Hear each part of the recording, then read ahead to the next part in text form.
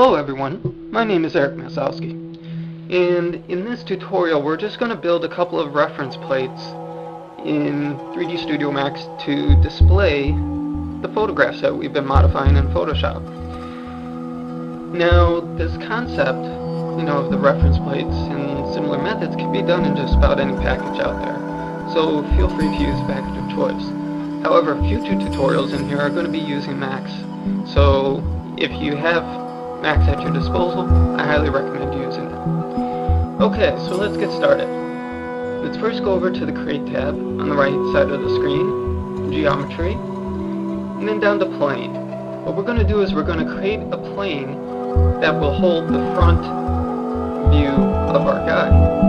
So we're just going to click and drag in the front viewport and roughly get the proportions correct. Now if you were going to be doing this for a project, you would end up setting up your units ahead of time and making this to scale.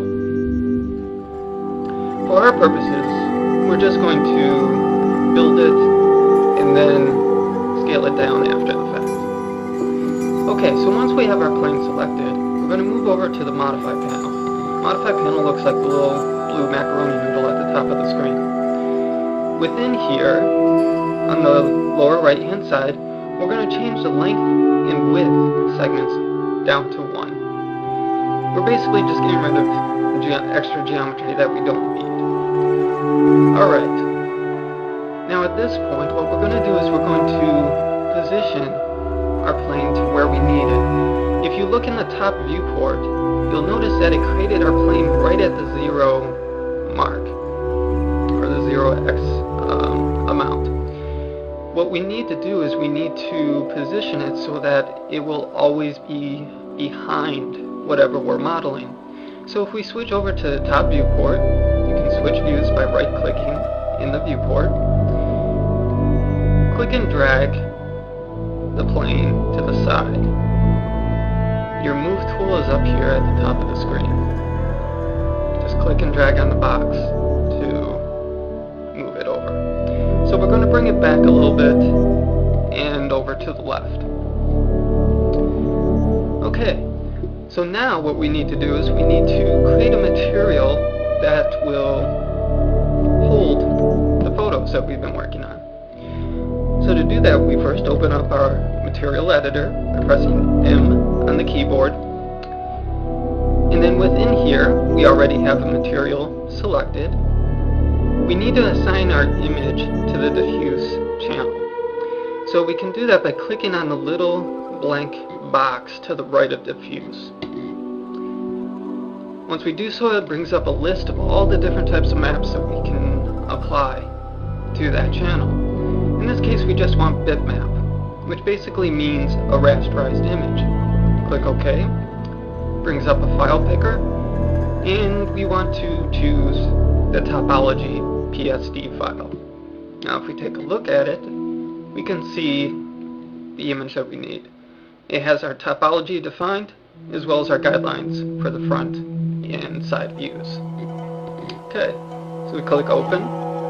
Now since this is a Photoshop file, or PSD file, we can choose to either collapse all the layers and just use all of them as a whole, or we can go down to individual layer and choose a particular layer that we want to import.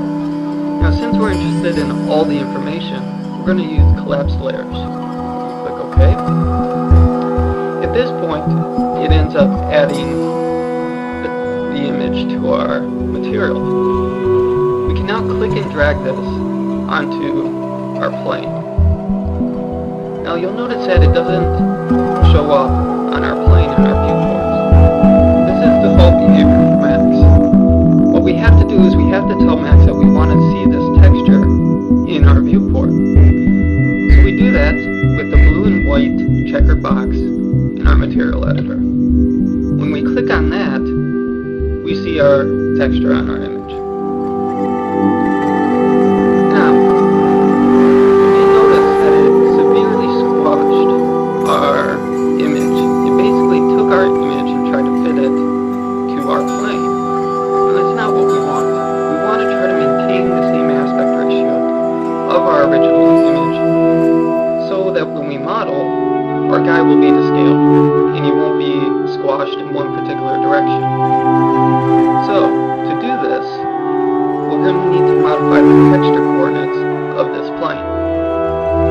So in your Modify panel, click on the little drop-down list, and scroll all the way to the bottom. Once there, choose UVW Map. This will now allow us to modify the texture coordinates for this plane. Now we could, if we wanted to, just decrease the U tile amount to get it roughly where we need. But this isn't very precise. We may end up making him wider or thinner than he actually is. So we're going to use a tool called Bitmap Fit. Now if you're new to Max, notice that when I move my cursor over an empty space over here on the right, get a little hand.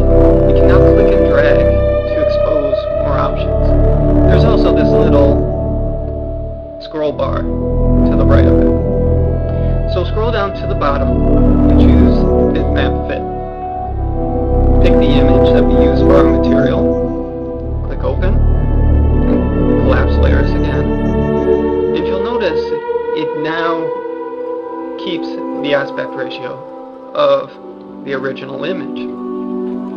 Unfortunately, in this case, it crops off parts of the image because our plane isn't wide enough. So what we're going to do is we're going to reposition the texture on this plane so that we see the interesting information. So on the right hand side, right underneath the drop down list, you'll see it says UV mapping. This is just the modifier that we applied to our plane. If we click on the little plus sign and go to Gizmo, this allows us to freely move, rotate, or scale the image as it is applied to our plane. So all we want to do is